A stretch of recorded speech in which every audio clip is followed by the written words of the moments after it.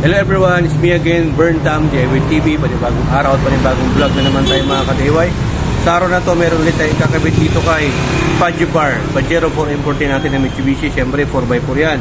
Yan, bago natin tuloy yung video, shoutout muna natin Analos Vlog, paki-subscribe sa YouTube channel at paki-follow yung Facebook page niya. So, ang kakabit natin ngayon, unbox natin, parcel from Shopee. Yan. Opera brand, bulb, LED bulb po yan. Magpapalit po tayo ng flasher bulb natin. Ang code po nito ay 1156 180 degree. Kasi dalawa po yan, may 150 degrees. So, pag flasher, 1156 PY21. Diba? Tanggalin natin ulit dito mga kalima. So, ganito po yung proseso. Mabilisan lang po tayo dito. Dalawang Phillips screw lang po yan. Tapos angatin natin itong dalawang clip niya yan. Tatanggalin yan. Tapos tanggalin natin yung oras. Sinadya po talaga natin na medyo ganito yung oras para mas makita nyo yung effect ng liwanag niya. Kung gaano kalakas. Maganda magpalit kayo ng LED bulb. Maliwanag po yan sa gabi. Kahit umaga para ano po, visible po tayo sa mga sasakyan na nasa likod natin. Iwas disgrasya. At the same time, hindi po magsayayan sa battery kasi LED na po yan. At hindi mainit. Okay? Aluminum, tawag dito, aircraft grade aluminum na po ang ginamit dito mga ka-DIY. Tapos syempre tanggal mo na yan. Tapos ganyan lang po yan. Yung flasher natin dito. Tapos ipa-flasher natin yan. Yan yung tape frame.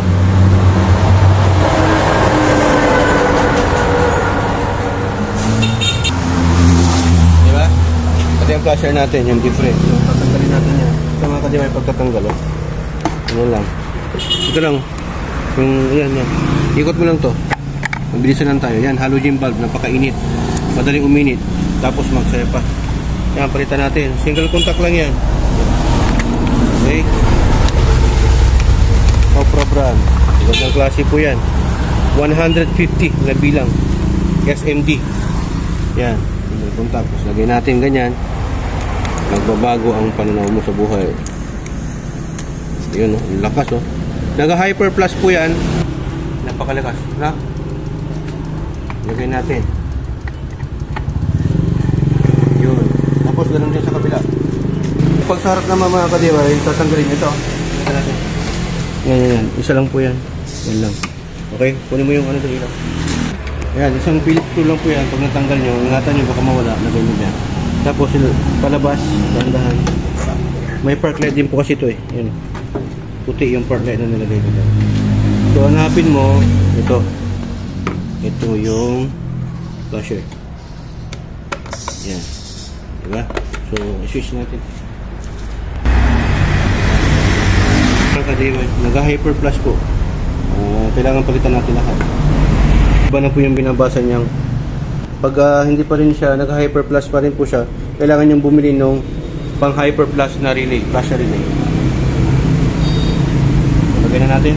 Ayan, lagyan na natin. Nag-hyper flash pa rin po mga ka-DIY. Pero napakalakas, oh. Lagyan natin. Bibilang ko na lang po siya ng ano, yung may adjuster na ano, flasher relay pang ano, tanggal ng hyper flash. Ito lang, tapos ikutin nyo. Tapos siya, balik nyo lang ganyan. Ito, napakalakas po kasi. Dalawa yan, butas. Yan, may guide naman po yan, hindi naman papasok yan pag mali. So, isang Phillips screw lang po yan, kailangan nyo lang pong itapat para pumasok may gate. Tapos yung ginawa natin dito, same procedure lang po sa kabila, ilalagay na rin po natin.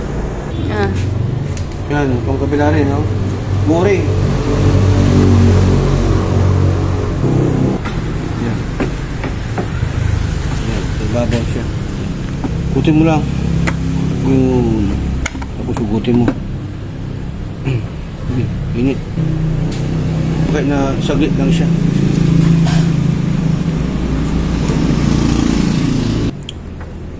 Ayun mga ka-DIY, tanggalan natin. Halogen.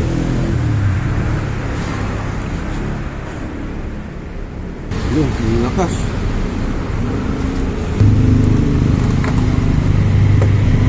Yung dinadala niya, binabasa niya kaya nagbago siya.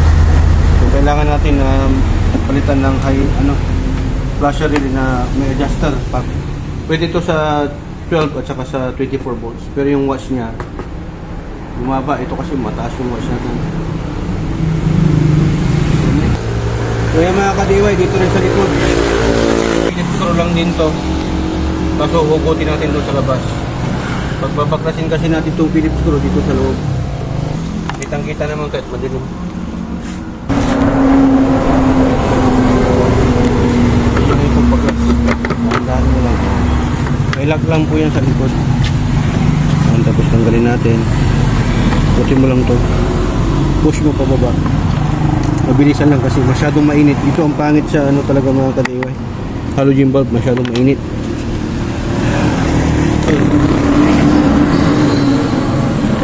Lakas. Diba? Grabe yung difference.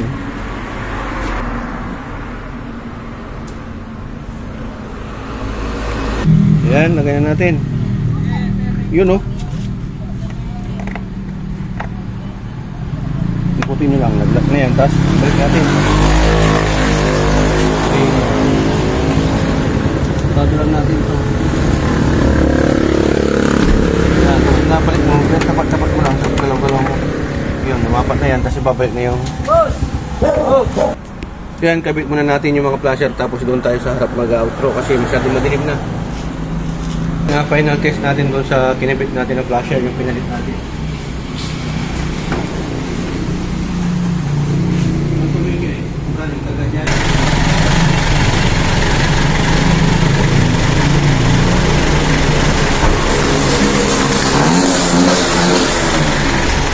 So kaya mga ka-DIY, napakaganda, napakalakas na po ngayon yung ano natin, flasher natin. Kasi yan po yung brand Opera or any brand kan to, pwede naman kahit anong brand ang gusto niyo, kung ano yung napupusuan ninyo sa Lazada, Shopee or sa mga suking auto supply ninyo. Pero sa akin ito yung gamit natin pati sa kotse natin. Disclaimer lang po, hindi po tayo sponsor ng Opera brand, gamit ko lang po ito kasi isa ito sa magagandang LED bulb, okay, sa market niya. Mura lang, nasa ano po ito, 500 plus, kasama na po yung shipping. Single contact 1156 PY21. Yung ano po kasi halogen bulb, masyadong makaya sa battery yun. 21 watts po yun. Ito nasa 5 to 8 watts lang po yata ito. Malakas pero low consumption. So pag nag-flasher ka, nag-hyper flash ka kasi nag-iba ng watts. So magpapalit tayo ng flasher relay na may adjuster kung saan yung need niya na i-supply na watts doon siya.